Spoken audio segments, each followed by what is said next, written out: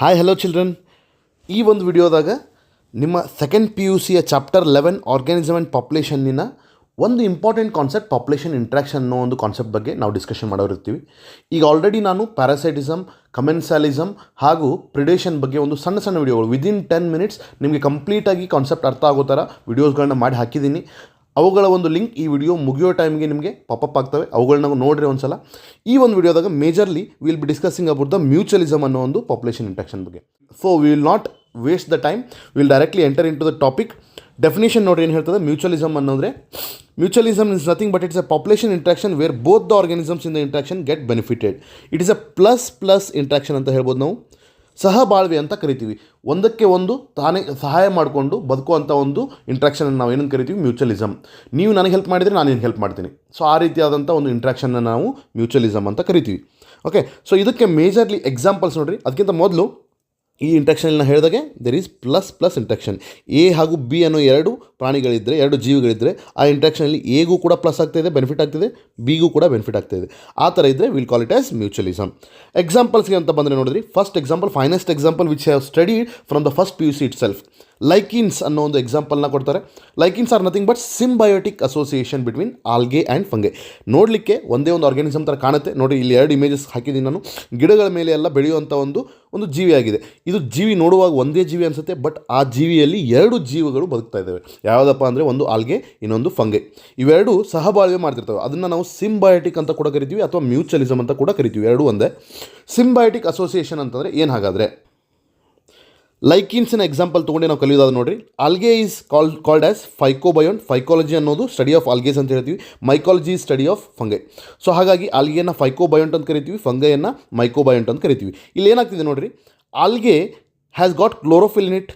Chlorophyll ಇದ್ದರೆ ಅದು photosynthesis ಮಾಡುತ್ತೆ, ತನ್ನ ಊಟನ ತಾನೇ ತಯಾರಿಸ್ಕೊಳ್ಳೋಂಥ ಒಂದು ಏನಿದೆ ಎಬಿಲಿಟಿ ಆಲ್ಗೆಗಿರುತ್ತೆ. ಹಾಗಾಗಿ ತನ್ನ ಊಟನ ಸಿಂಥಸೈಸ್ ಮಾಡಿ ಆ ಊಟವನ್ನು ಯಾರಿಗೆ ಕೊಡ್ತಾ ಇದೆ? ಫಂಗಸ್ಸಿಗೆ ಕೊಡ್ತಾ ಇದೆ. ಸೊ ಆಲ್ಗೆ ಫಂಗಸ್ಸಿಗೆ ಹೆಲ್ಪ್ ಮಾಡ್ದಂಗೆ ಆಯಿತು. ನೆಕ್ಸ್ಟ್ ನೋಡಿರಿ, ಫಂಗಸ್ ಏನು ಮಾಡುತ್ತೆ? Fungus doesn't have chlorophyll, it doesn't prepare its own food, it's an heterotroph. ಹಾಗಾಗಿ ನೋಡಿರಿ, ಫಂಗಸ್ ಏನು ಮಾಡಿದೆ? It has given shelter to algae. ಮೊದಲಿಗೆ ಒಂದು ಗಿಡ ಇದೆ ಅಂತಂದರೆ ಮೊದಲಲ್ಲಿ ಫಂಗಸ್ ಬೆಳೆಯುತ್ತೆ. ಆ ಫಂಗಸ್ಸಿನ ಮೇಲೆ ಏನಂದರೆ ಆಲ್ಗೆ ಬೆಳೆದಿದೆ. ಸೊ ಹಾಗಾಗಿ fungus is giving the shelter for algae and it also help in absorption of the nutrients. ಬೇರೆ ಬೇರೆ ನ್ಯೂಟ್ರಿಯೆಂಟ್ಸನ್ನು ಆಲ್ಗೆ ಕೊಡೋಕ್ಕೆ ಕೂಡ ಹೆಲ್ಪ್ ಮಾಡುತ್ತೆ. ಸೊ ಹಾಗಾಗಿ ನೋಡಿರಿ, ಆಲ್ಗೆ ಫಂಗಸ್ಗೆ ಹೆಲ್ಪ್ ಮಾಡಿತು, ಫಂಗಸ್ ಆಲ್ಗೆಗೆ ಹೆಲ್ಪ್ ಮಾಡಿತು. ಈ ರೀತಿ ಎರಡಕ್ಕೂ ಬೆನಿಫಿಟ್ ಆಗ್ತದೆ. ಆದ್ದರಿಂದ ಲೈಕಿನ್ಸ್ ಅನ್ನೋದು it's an example for mutualism. Next example ನೋಡಿರಿ. ಅದಕ್ಕಿಂತ ಮೊದಲು there is a note here. See, lichens can also be fungi plus cyanobacteria. Fungus ಮತ್ತು ಆಲ್ಗೆನೇ ಇರಬೇಕಂತೇನಿಲ್ಲ. ಫಂಗಸ್ ಜೊತೆ ಒಮ್ಮೊಮ್ಮೆ ಸೈನೋಬ್ಯಾಕ್ಟೀರಿಯಾ ಅಥವಾ ಬ್ಲೂ ಗ್ರೀನ್ ಆಲ್ಗೆ ಅಂತ ಏನು ಕರಿತೀವಿ, blue green algae. So these are nothing but bacterias which have got chlorophyll in them and they can photosynthesise. ಆ ಥರ ಒಂದು ಬ್ಯಾಕ್ಟೀರಿಯಾ ಜೊತೆ ಫಂಗಸ್ ಕೂಡಿರುತ್ತೆ, ಅವಾಗ ಕೂಡ ಲೈಕಿನ್ಸ್ ಆಗುತ್ತೆ ಅಂತ ಹೇಳ್ತಾರೆ. Yes, this is very very important. So very important. ನಾವು ಭಾಳ ಸಲ ಏನು ಅನ್ಕೊತೀವಿ, ಲೈಕಿನ್ಸ್ ಅಂದರೆ just algae and fungi. No, it can also be fungus plus cyanobacteria.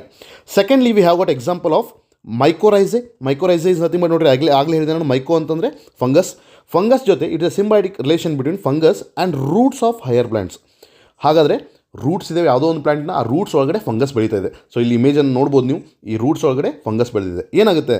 Fungus here ಏನು ಮಾಡುತ್ತೆ? ರೂಟ್ಸ್ ಏನು ಮಾಡ್ತಾ ಇದೆ? Fungus helps in absorption of essential nutrients from the ಸಾಯಿಲಿಂದ ಆ ಒಂದು ಗಿಡಕ್ಕೆ ನ್ಯೂಟ್ರಿಯೆಂಟ್ಸನ್ನು ತೆಗೆದುಕೊಡುವಂಥ ಒಂದು ಕಾರ್ಯವನ್ನು ಫಂಗಸ್ ಮಾಡ್ತಾ ಇದೆ. ಹಾಗಾದರೆ ರೂಟ್ಸ್ ಏನು ಮಾಡ್ತಿದೆ? Roots are providing fungi with energy yielding carbohydrates. ಅವುಗಳನ್ನ ಫಂಗಸ್ಗೆ ಕೊಡ್ತಾ ಇದೆ. ತಗೊಳ್ಳೋದು, ಕೊಡೋದು, ಈ ಥರ ಒಂದು ಪ್ರಕ್ರಿಯೆ ರೂಟ್ಸ್ಗಳು ಮತ್ತು ಫಂಗಸ್ ಮತ್ತೆ ನಡೀತಾ ಇದೆ. ಹಾಗಾಗಿ it's an example for again ಯಾವುದು? ಸಿಂಬಯೋಟಿಕ್ ಅಸೋಸಿಯೇಷನ್ ಅಥವಾ ಮ್ಯೂಚುವಲಿಸಮ್. ಥರ್ಡ್ ಒನ್ ನೋಡಿರಿ. Third one is a very beautiful example again, plant pollinator relationship. ಪ್ಲ್ಯಾಂಟ್ಸ್ಗಳು ತಮ್ಮ ಒಂದು ಪರಾಗಸ್ಪರ್ಶ ಕ್ರಿಯೆ ಮಾಡಬೇಕಂತಂದರೆ ಸಾಕಷ್ಟು ಬೇರೆ ಬೇರೆ ಅನಿಮಲ್ ಹೆಲ್ಪ್ಗಳನ್ನ ಪಡಿತಿರ್ತದೆ. ಅದನ್ನು ನಾವು ಏನಂತ ಕರಿತೀವಿ? ಪಾಲಿನೇಟರ್ಸ್ ಅಂತ ಕರಿತೀವಿ. It can be bird, it can be snail, it can be insects. ಇವೆಲ್ಲ ಪ್ರಾಣಿಗಳು ಏನಂತಂದರೆ ಪರಾಗಸ್ಪರ್ಶ ಕ್ರಿಯೆಯನ್ನು ಅಥವಾ ಪಾಲಿನೇಷನ್ ಮಾಡಲಿಕ್ಕೆ ಹೆಲ್ಪ್ ಮಾಡುವಂಥ ಒಂದು ಪ್ರಾಣಿಗಳಾಗಿರ್ತವೆ. ಸೊ ಇಲ್ಲಿ ಏನಾಗುತ್ತೆ? ಪ್ಲ್ಯಾಂಟಿಗೆ ಪರಾಗಸ್ಪರ್ಶ ಕ್ರಿಯೆ ಆಗಬೇಕು, ಪೊಲಿನೇಟರ್ಗೆ ಏನು ಬೇಕು? ಊಟ ಬೇಕು. ಅದು ಮಕರಂದದ ರೂಪದಲ್ಲಾಗಿರ್ಬೋದು ಅಥವಾ ಪೋಲನ್ ರೂಪದಲ್ಲಾಗಿರ್ಬೋದು, ಅವುಗಳಿಗೆ ಊಟ ಬೇಕು. ಸೊ ಪ್ಲ್ಯಾಂಟ್ ಏನು ಮಾಡುತ್ತೆ? ಪೋಲನ್ನ ಹಾಗೂ ಮಕರಂದ ಅಥವಾ ನೆಕ್ಟರ್ನ ಕೊಡುತ್ತೆ. ಪೊಲಿನೇಟರ್ ಏನು ಮಾಡುತ್ತೆ? In return it is helping for pollination. So ಹಾಗಾಗಿ ಕೊಡು ತಗೊಳ್ಳುವಂಥ ಒಂದು ಪ್ರಕ್ರಿಯೆ ಇಂಟರ್ಯಾಕ್ಷನ್ ಆಗ್ತಾ ಇದೆ. ಹಾಗಾಗಿ ಮ್ಯೂಚುವಲಿಸಮ್ನ ಒಂದು ಎಕ್ಸಾಂಪಲ್. ಸೊ ಇಲ್ಲಿ ಅದೇ ಹೇಳಿದ್ದೀನಿ ನೋಡಿರಿ, plant gives us rewards pollinators with pollen and nectar. Juicy and nutritious fruits for the seed disperser. ಇನ್ನೂ ಒಂದು ಕಡೆ ನೋಡಿರಿ, ಸಾಕಷ್ಟು ಬಾರಿ ಏನಂತ ಬರ್ಡ್ಸ್ ಕೂಡ ಏನು ಮಾಡ್ತಾವೆ ಅಂತ ಹೇಳಿದ್ರೆ ನಾನು ಪೊಲಿನೇಷನ್ ಮಾಡ್ತೇವೆ. ಅಲ್ಲಿ ಬರ್ಡ್ಸ್ಗಳಿಗೆ ಡೈರೆಕ್ಟ್ಲಿ ನೆಕ್ಟರ್ ಕೊಡಬೇಕಂತಿಲ್ಲ, ಇಟ್ ಈಸ್ ಗಿವಿಂಗ್ ಸೀಡ್ಸ್ಗಳನ್ನ ಕೊಡ್ತಾ ಇದೆ ತಿನ್ನಲಿಕ್ಕೆ. ಹಾಗಾಗಿ it is helping for its food. So ಹಾಗಾಗಿ ಉಲ್ಟಾ ಏನು ಮಾಡುತ್ತೆ bird, it is pollinating the plant. Yes, this is also an example for mutualism. Next ಏನಿದೆ ನೋಡಿರಿ, next concept coevolution in the plant pollinators.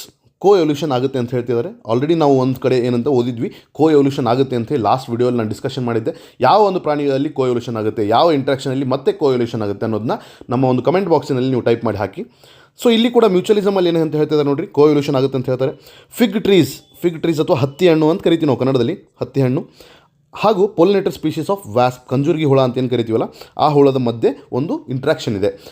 ಏನಾಗ್ತಿದೆ, ಕಂಜುರ್ಗಿ ಹುಳ ಅನ್ನೋದು ವ್ಯಾಸ್ಪ್ ಅನ್ನೋದು it is helping for the pollination of the fig trees.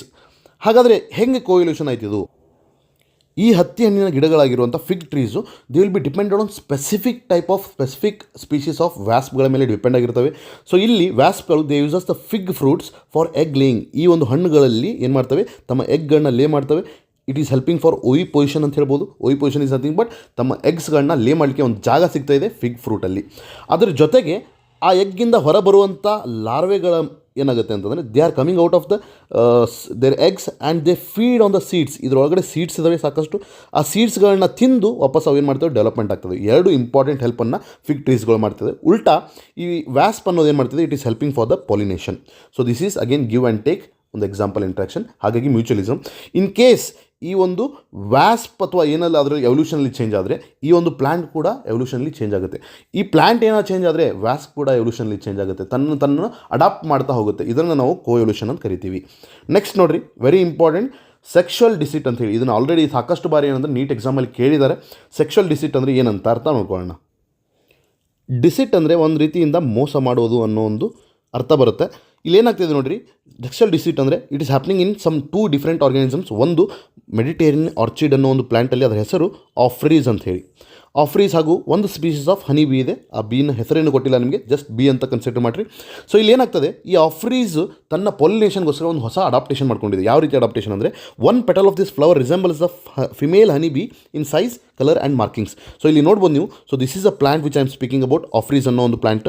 ಉಳಿದಿದ್ದ ಎಲ್ಲ ಪೆಟಲ್ಸ್ಗಳು green ಆಗಿ ಬೇರೆ ಬೇರೆ ಥರ ಇದೆ. But this one petal looks exactly same to female honey bee ಹೆಂಗೆ ಕಾಣುತ್ತೆ ಅದೇ ರೀತಿ ಕಾಣುತ್ತೆ ನೋಡಲಿಕ್ಕೆ.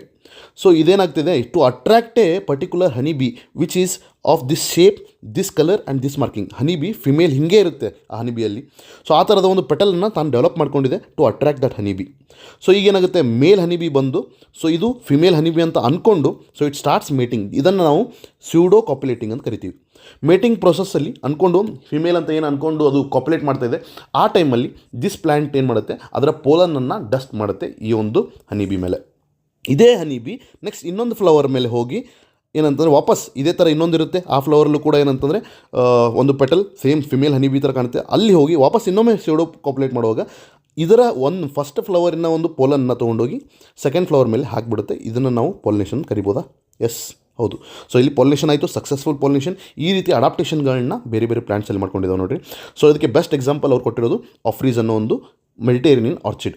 ಸೊ ಇಲ್ಲೇನಾಗುತ್ತೆ, male honey bee gets confused and so as an colourful petal as female bee and pseudocopulates. ಇದರಿಂದ ಸೊ ಅದಕ್ಕೆ ಆರಾಮ್ಸೆ ಪಾಲಿನೇಷನ್ ಗ್ಯಾರಂಟೀಡ್ ಆಗ್ತಾ ಇದೆ.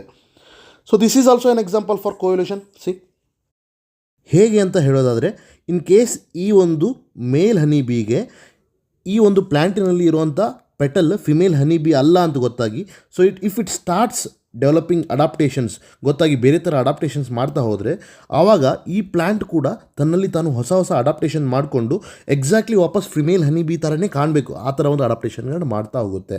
ಇದನ್ನು ನಾವು ಕೋ ಎವಲ್ಯೂಷನ್ ಅಂತ ಕರಿತೀವಿ.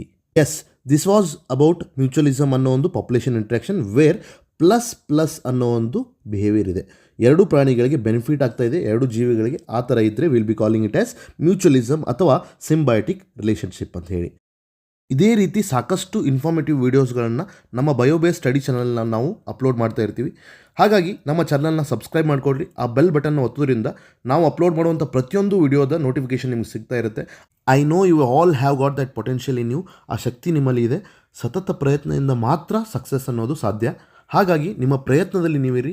ಯಾವುದೇ ನೀಟ್ ಎಕ್ಸಾಮ್ ಆಗಲಿ, KCET ಎಕ್ಸಾಮ್ ಆಗಲಿ, ಬೋರ್ಡ್ ಎಕ್ಸಾಮ್ ಆಗಲಿ, ಎಲ್ಲವೂ ಆವಾಗ ಈಸಿ ಅನಿಸುತ್ತೆ. ಅದನ್ನು ಹೇಳ್ತಾ ನೆಕ್ಸ್ಟ್ ವಿಡಿಯೋಲ್ಲಿ ಇನ್ನೊಂದು ಇಂಟ್ರೆಸ್ಟಿಂಗ್ ಟಾಪಿಕ್ ಜೊತೆ ನಿಮ್ಮನ್ನ ಮೀಟ್ ಆಗ್ತೀನಿ. ಅಲ್ಲಿವರೆಗೂ ಥ್ಯಾಂಕ್ ಯು.